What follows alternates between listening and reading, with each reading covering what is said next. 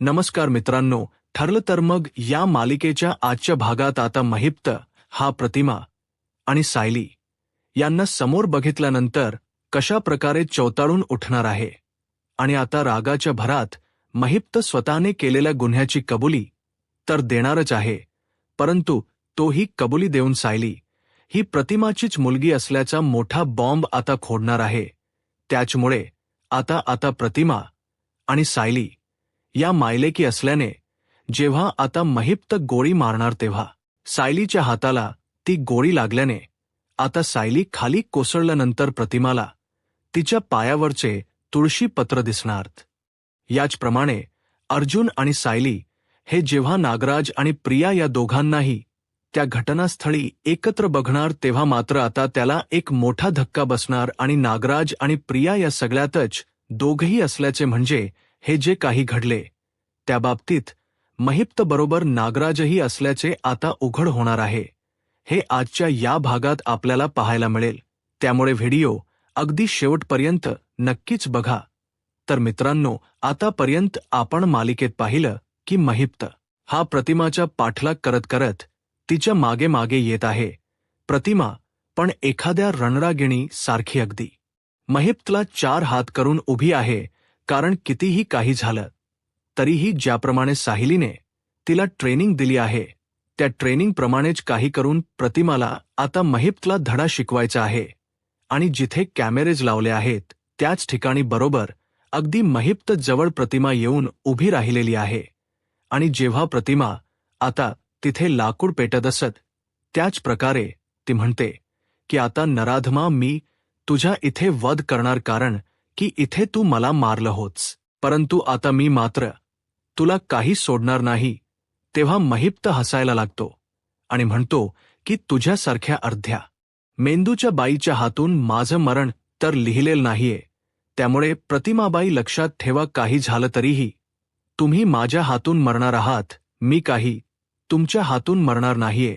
तर अर्जुनला इथे खूप खरंतर भीती वाटत असते की प्रतिमहत्या ही जर त्या माणसाच्या तावडीत सापडली तर एकटी त्याचा ती कसा सामना करू शकणार आहे याची त्याला भीती वाटत असते। तर इथे आता अर्जुन हे सगळं बघत असताना तो आत्याला शोधत असतो आणि प्रतिमाने आता हातामध्ये जळत लाकूड म्हणजेच एक मशाल घेतलेली असते आणि ती महिप्तच्या दिशेने करत असते। या वेळेला आता महिप्त देखील रागानेच स्वतःची बंदूक काढतो आणि म्हणतो की असंच तेव्हा मी तुला जाळलं होतं, परंतु तू काही मला करू शकणार नाही, कारण की लक्षात घे प्रतिमाबाई, तू असं करू शकणार नाही, कारण की किती काही झालं तरीही माझ्या तुझ्या या लाकडाच्या अगोदर माझी बंदुकीतन गोळी सुटेल आणि ती तुझ्या आरपार जाईल। असं म्हटल्यावर प्रतिमा आता खूप चिडते आणि म्हणते की काही झालं ना तरीही मी तुला सोडणार नाहीये, तू माझ्या कुटुंबाला संपवलं आहेस, मला, माझ्या नव्याला, माझ्या मुलीला, आमच्या तिघांचीही ताठातूट केलीस तू, आणि इतके वर्ष विरह भोगल्यानंतर आता कुठे आम्ही एकत्र आहोत, परंतु तरीही तुझी काळी सावली ही आमच्या कुटुंबावर आहेच। माझी मुलगी तन्वी ही तुला सामील आहे, तुला मदत करते, हे मला अजिबातच आवडलेलं नाहीये, म्हणूनच कितीही काही झालं तरी तुझा पिच्छा काही आमच्याकडून सुटत नाही, म्हणून लवकरात लवकर मला तुला आता संपवायचंच आहे। हो, तर तू या सगळ्यात अडकलास तरी चालेल, परंतु मी तुला सोडणार नाही। असं आता ऐकल्यानंतर सायली ही घाबरते। सायली आता प्रतिमहत्यापर्यंत पोहोचलेली असते, कारण की प्रतिमहत्याला साथ देण्यासाठी सायलीला जायचं असतं। तेव्हा आता सायली आल्यानंतर प्रतिमहत्याला म्हणते की प्रतिमहत्या, अजिबात काळजी करू नका, मी आली ना, अजिबात घाबरण्याची गरज नाहीये। तेवढ्यातच आता सायली ही म्हणते की प्रतिमहत्या, तुम्ही प्लीज स्वतःची काळजी घ्या। तेवढ्यातच सायली पण आता तिकडे येते आणि तिच्या हातातही ती एक म्हणजे आग पेटलेली मशाल घेते आणि मशाल घेऊन ती आता म्हणू लागते की मला तर असं वाटते ना की काहीतरी नक्कीच घडतंय, प्लीज, म्हणजे ती घाबरलेली असते आणि मी ती प्रतिमहत्याचा पाठलाग आता करत असते आणि प्रतिमहत्याचा पाठलाग करत असताना ती म्हणते की मागून येते आणि म्हणते की आत्या, मी तुमच्या बरोबर आहे, अजिबात तुम्हाला घाबरण्याची गरज नाही। म्हणूनच आता प्रतिमहत्या जेव्हा पुढे असतील तेव्हा साहिल देखील तिच्या वागूनच असते आणि तिनेही हातात मशाल घेतलेली असते. आता महिप्त म्हणायला लागतो की अरे वा, म्हणजे एकावर एक फ्री अशी स्कीम आली. माझ्या नशिबी म्हणजे आई तर मरणार, तिच्याबरोबर लेक पण मरणार वाटतं. आता हे ऐकल्यानंतर प्रतिमा आणि सायली यांना तर धक्काच बसतो. म्हणजे आई आणि लेक याचा अर्थ काय? म्हणजे मी यांची मुलगी. तेव्हा सायलीला जरा विचित्र वाटू लागतं आणि तिच्या डोळ यासमोरून थोडे ते क्षण जात असतात. सायलीला अपघाताच आठवत असतं आणि या सगळ्यात ती पण म्हणजे सामील आहे किंवा तिचंही यामध्ये अपघात झाला होता हे सारखं सारखं तिला जाणवत असतं. त्यावेळेला मग आता महिप्त म्हणत असतो की काय प्रतिमाबाई, म्हणजे धक्का बसला असेल ना ऐकून. तुझा अपघात हे केला हे पण मी तुला सांगतो, आणि मी अपघात केला असून तुझ्याबरोबर जी उभी आहे ना ही मुलगी, तीच तुझी लेक आहे. आता हे ऐकल्यावर मात्र दोघींच्याही पायाखालची जमीन सादरते. सायली म्हणते की हा काय बोलतोय? तेव्हा मग महिप्त म्हणतो की हो अगदी बरोबर, तुझ्या आयुष्यातलं सगळ्यात भयंकर सत्य मी तुला आज सांगतो. ते म्हणजे आज तुम्ही दोघी मायलेकी पुन्हा मरणार. 22 वर्षापूर्वी तुम्ही मरणार होतात, परंतु माझ्या हातून ते राहून गेलं ना, मग आज ती राहिलेली कसर मी पूर्ण करणार आहे. आज तुम्हा दोघा मायलेकींचा मी गोळीने, बंदुकीच्या गोळीने जीव घेणार आणि हा माझ्या हाताने आता लिहिलेलं नशीब आहे माझं. तेव्हा आता सायलीला एका बाजूने बंदूक लावलेली असते तर प्रतिमाला महिप्तने गोळी लावलेली असते. तर आता काय करायचं दोघींनाही कळत नसतं. सायलीला मात्र खूप घाबरल्यासारखं झालेलं असतं आणि तिच्या डोळ्यासमोरून सारखा सारखा तो अपघात जात असतो, ज्या अपघाताच्या वेळी महिप्त म्हणजेच महिप्तने अपघात घडवून आणलेला असतो. आणि रविराज आणि प्रतिमा त्या दोघजणही दिसत असतात. आता सायलीला मात्र पूर्णपणे लक्षात आलेलं असं की हे सारखं सारखं मला का दिसतंय, म्हणजे या घटनास्थळी आल्यापासून माझ्या डोळ्यासमोर सारखे तेच भास का होतायत. आता तिच्या लक्षात येतं कारण की हा भास तिच्याबद्दलच होता. ती एक कारमधली मुलगी म्हणजेच सायली होती, म्हणजेच ती तन्वी होती. हे सगळं आता लक्षात येत असतं. तर इथे नागराज हा खूपच घाबरलेला असतो आणि तो म्हणत असतो की आता जर मी इथे सापडलो गेलो तर माझी पूर्णपणे वाट लागेल. मला आता त्याच्या लक्षात येतं की नागराजच्या लक्षात येतं की महिप्तसाठी या सगळ्या अर्जुन आणि सायली याने हा लावलेला ट्रॅप होता. जर याच्यामध्ये महिप्त अडकला तर मलाही अडकावं लागेल, म्हणून तो जरा लपून छपूनच असतो. किती काही झालं तरी लांब लांब राहूनच सगळं काही बघत असतो. तेव्हा मग नागराजला सारखा सारखा प्रियाचा कॉल येत असतो आणि म्हणूनच तो वैतागलेला असतो की ही सारखी सारखी फोन कशाला करते. जर माझा आवाज इथे आजूबाजूला त्यांच्यातल कोणीही असेल आणि त्याने ऐकला तर मात्र वाट लागू शकते. त्यामुळे तो आता घाबरलेला असतो. तर इथे आता तेवढ्यातच प्रिया देखील येत असते जंगलाच्या शेजारी. ती म्हणते की या नागोबाने तर मला हेच लोकेशन पाठवलं, मग नक्की कुठे जायचं असेल असा विचार आता तिच्या डोक्यामध्ये येत असतो. त्याच वेळेला मग आता हे सगळं होत असताना प्रिया विचार करते की हे कुठे असतील, तरी कुठे तर महिप्त हा तिथे असताना तेवढ्यातच पोलिसांनी त्याला घेऊन गेलेले असतात आणि सायलीने अगदी व्यवस्थितपणे प्रतिमाला त्याच्या तावडीतून सोडवलेलं असतं. परंतु सायलीच्या पायाला जरास लागलेल असल्यामुळे, तिच्या हाताला गोळी चाटून गेलेली असल्यामुळे ती जरा खाली कोसळते, पण तिला फारशी दुखापत झालेली नसते.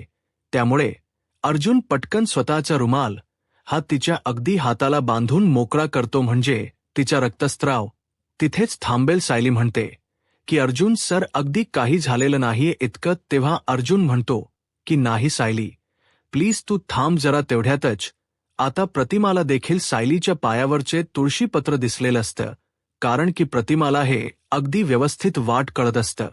महिप्त जे काही बोलतोय ते सायली हीच तुझी मुलगी आहे, हे आता महिप्तने एक मोठा खुलासा अगदी ओव्हर कॉन्फिडन्स मध्ये करून टाकलेला असतो. आणि महिप्तला आता पोलीस घेऊन गेल्यामुळे महिप्तच्या लक्षात येत असतं की मीच माझ्या पायावर अगदी कुऱ्हाड मारून घेतली की काय, कारण की किती काही झालं तरीही हे सत्य मी आज त्या दोघींना मारायच्या अगोदरच सांगून टाकलं. तर रविराज नेमका फोन करतो आणि अर्जुन फोन उचलतो. अर्जुन म्हणतो की सिनियर ओके आहे, सगळं फक्त साहिलीला जरास लागलं आहे, मायनर, परंतु काही नाही. डॉक्टरकडे गेल्यावर तिला ते बरं वाटेल. नंतर आता रविराजला खूप आनंद झालेला असतो. रविराजला रावल्यामुळे तोही पोलिसांसोबत आता तिथे आलेला असतो आणि सायलीला बघून त्याला खूप आनंद होतो. सायलीला तो जवळ घेतो आणि म्हणतो की सायली बाळा, आज फक्त तुझ्यामुळे आपली प्रतिमा वाचली आहे बरं का, म्हणजे तू आज धाडस दाखवलं म्हणून महिप्त सारखा गुंड गजाड जाऊ शकला. तेव्हा मग आता अर्जुन म्हणतो की हो सिनियर, फक्त इतकंच पुरेस नाही, त्याच्या विरोधात जे आपण पुरावे गोळा केलेत ना, ते पुरावे देखील व्यवस्थित ठेवले पाहिजे, असं अर्जुन आता त्याला सांगत असतो. आणि पोलीसही ही अर्जुनला ते पुरावे अगदी व्यवस्थित म्हणजेच स्टोअर करण्यामध्ये मदत करत असतात. परंतु इथे आता प्रतिमा आणि सायली यांच्या समोर एक वेगळं सत्य त्या महिप्तमुळे आलेलं असतं. प्रतिमा ही खूप घाबरलेली असते. ती म्हणते की अहो, मला तुम्हाला एक गोष्ट सांगायची. महिप्त सांगता सांगता एक गोष्ट बोलून गेला. ते म्हणजे की सायली आहे ती चापलीत नवी आहे, म्हणजे सायली हीच माझी मुलगी आहे. 22 वर्षापूर्वी त्याने अपघात घडवला होता हे कबूल केलं. त्याचप्रमाणे प्रतिमा तुझी मुलगी सायली आहे असं त्याने सरळ सांगितलं. तर इथे सगळेजण जंगलाच्या बाहेर पडत असताना तेवढ्यातच गाडीमध्ये तिला नागराज आणि प्रिया बसताना दिसतात. म्हणजे सायली लांबून बघते तेव्हा अर्जुन समोर जाऊन बघतो. तर त्यालाही कळतं की बरोबर, म्हणजे हे जे दोघंजण आहेत ते प्रिया आणि नागराज दोघंजण. मग इथे दोघंही काय करतायत, नागराजच्या पायाला लागलेलं असतं म्हणून तो अगदी पाय लंगडीत चालत असतो. तेव्हा मग अर्जुन म्हणतो की म्हणजे मगाशी मला ज्या व्यक्तीचा आवाज आला ती व्यक्ती म्हणजे हा नागराज काका तर नव्हता ना, असा विचार त्याच्या डोक्यामध्ये येत असतो. त्यावेळेला आता प्रिया मात्र जराशी घाबरलेली असते. तिला चुकून समजतं की नक्कीच कोणीतरी माझ्याकडे बघते म्हणून ती पटकनच आता गाडीत बसायला जाणार असते. तेवढ्यातच तिथून अर्जुन आणि सायली तिला आवाज देतात की 1 मिनिट थांब. प्रिया आता तिचं नाव ऐकल्यानंतर ती तिथल्या तिथे गप्प होते. आता अर्जुनला धक्का बसतो की नागराज आणि प्रिया या ठिकाणी कसे काय, या जागी ते कसे काय, असा प्रश्न पडलेला असतो. तेव्हा चैतन्य म्हणतो की 1 मिनिट, म्हणजे मला समजत नाहीये की हे दोघं जण इथे कसे काय. तेव्हा पटकनच नागराज खोट बोलतो की ॲक्च्युली काय झालं ना, त्याच अर्जुन की घरात मी होतो. मला त्यावेळेला सांगितलं सुमनने की तुम्ही सगळेजण कुठेतरी कुठल्यातरी कामगिरीसाठी बाहेर गेले आहात का. मग मला काही कळालं नाही की नेमकी तुम्ही कशासाठी गेले आहात, म्हणून मला प्रतिमा वहिनीची काळजी वाटत होती ना, म्हणून मी आलो होतो. बाकी काही नाहीये, म्हणजे इतकं विशेष नाही. पण मला एक गोष्ट समजली की काहीतरी प्रॉब्लेम नक्की, कारण प्रतिमा वहिनीचे जे काही झाले त्याबद्दल काही असेल का, त्यामुळे मी इथे आलो. तेव्हा मात्र सायलीला जरासा धक्काच बसतो आणि ही म्हणजेच नागराज काकाबरोबर प्रिया काय करते हे त्यांना काही कळेनासं झालेलं असतं. मात्र ते गप्प असतात, कारण कितीही काही झालं तरीही या प्रियाच्या बाबतीतलं सत्य हे यांना शोधायचंच असतं. अर्जुन आणि सायली दोघेही ठरवतात की नक्कीच हे ना दोघं काहीतरी लपवतायत, म्हणजे असं काहीतरी आहे जे सांगत नाहीयेत. तेव्हा मग अर्जुन विचार करतो की जर सिनियरने सांगितले की कोणालाही आपल यापैकी हा प्लॅन कळला पाहिजे नाही किंवा लीक नाही झाला पाहिजे, मग त्याच वेळेला या प्रियाला आणि म्हणजेच नागराजला हा प्लॅन कसा काय माहीत पडला.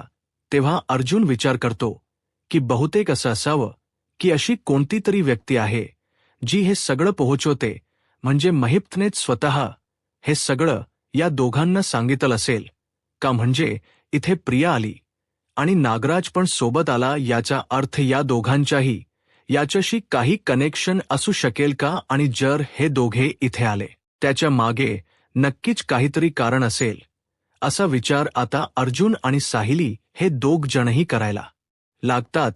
परंतु सायली विचार करते की काही झालं तरी ना अर्जुन सर हा पॉइंट आपण सोडता कामा नये. रविराज सर हे असं कधी करणार नाही. हे दोघंजणही काहीतरी खोट बोलत होते. आता प्रियाच्या मात्र चेहऱ्यावरती 12 वाजलेले असतात. सायलीला ते अगदी बरोबर ओळखता येते कारण की प्रियाला ती लहानपणापासून बघत आलेली असते. ती कधी खोट बोलते कधी नाही हे सायलीला अचूक ओळखता येत असते. मग त्याच वेळेला प्रतिमाला अगदी विचार पडत असतो की नक्की काय आहे म्हणजे सायली ही खरंच माझी मुलगी आहे की नक्की काय हा प्रश्न तिला पडत असतो. तर इथे प्रियाही घाबरलेली असते आणि ती म्हणते की बरं ठीक आहे नागराज काका मी निघत होते मग मी तुला ड्रॉप करू का वगैरे असं मुद्दामच ती त्या लोकांसमोर बोलत असते. तेव्हा आता नागराज म्हणतो की हो चुली मी माझी पण गाडी आणली होती. त्यावेळेला तिथे पटकन त्याने माती खाल्लेली असते म्हणजे गपचूप तिच्याबरोबरच निघायचं सोडून त्याने दुसरी एक पिशवी म्हणजेच त्याने दुसरं काहीतरी आणलेलं असतं. आता हे सगळं होत असताना प्रिया विचार करते की हा मूर्ख आहे का म्हणजे असं का दाखवताय की तो पण वेगळा तयारीनिशी आलाय आणि मी पण वेगळी आली आत आहे. सगळं होत असताना अर्जुनच त्यांच्याकडे अगदी बारकाईने लक्ष असतं मात्र मनातल्या मनात नागराज म्हणत असतो की किती कांच काय चाललं ना खरंच काही कळायला मार्ग नाहीये. तो आता खूप घाबरलेला असतो. पण अर्जुन आणि सायली हे दोघंजण हे तिथून निघालेले असतात. अर्जुन म्हणतो की बरं ठीक आहे चालेल आम्ही निघतो आणि ते सगळे जण आता निघालेले असतात. त्याच वेळेला इथे आता अर्जुन हा बाकीच्या गोष्टी तपासत असतो. चैतन्य जे कॅमेरामध्ये रेकॉर्ड झालेलं असतं ते सगळं आता रेकॉर्डिंग तो व्यवस्थितपणे ठेवत असतो जेणेकरून महिपच्या विरोधातच ते रेकॉर्डिंग त्याला वापरता येणार असतं. आता प्रिया घरी येते आणि तिला खरंच खूप टेन्शन आलेलं असतं कारण की जर हे सगळं अर्जुनने म्हणजेच कोणाला सांगितलं म्हणजे मी त्यात हस्त म्हणजे ठिकाणी होते तर नक्की काहीतरी प्रॉब्लेम होऊ शकतो हे तिला अगदी व्यवस्थितपणे माहीत असतं आणि म्हणून ती विचार करत असते. आता रविराज यालाही टेन्शन म्हणजे जातं कारण की महिपला तर पोलिसांची ताब्यात दिलेलं असतं. प्रतिमावरचा धोका जो असतो तो आता टळलेला असतो त्यामुळे तो एकदम अटेन्शन फ्री असतो. परंतु रविराजला एक गोष्ट कळत नसते की अर्जुनला म्हणजे काय नेमकं सांगायचं होतं.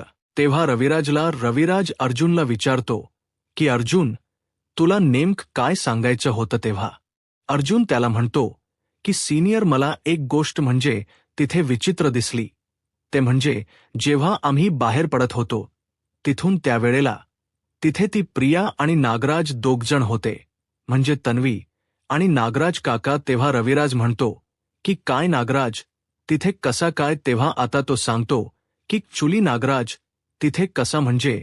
मग अर्जुन म्हणतो की तूच सिनियर सांगितलंस नागराज काकाला की आम्ही तिथे आहोत म्हणून. तेव्हा तो म्हणतो की नाही अरे तुला वेडबेड लागलं की काय आम्ही मी कशाला सांगू अरे हे हा प्लन कोणालाही लीक करायचा नव्हता. मग मी घरात कोणालाच नाही सांगितलं. तेव्हा आता मात्र सायली आणि अर्जुन यांना धक्काच बसलेला असतो. हे जर कोणाला सांगितलं नाही मग नागराजपर्यंत ही बातमी पोहोचलीच कशी आणि तन्वी पण तिथे कशी काय पोहोचली हे आता विचार करण्यासारखं त्यांना असतं. म्हणजे या प्रकरणात नक्कीच नागराजचा किंवा तन्वीचा काहीतरी हात असू शकतो हे त्यांच्या डोक्यात आता यायला लागलेलं असतं. तर इथे आता जो अश्विन तो प्रियाला बघतो आणि म्हणतो की काय म्हणजे होतीस कुठे तू इतका वेळ इतक्या रात्री म्हणजे मी तुला इतके कॉल करतोय.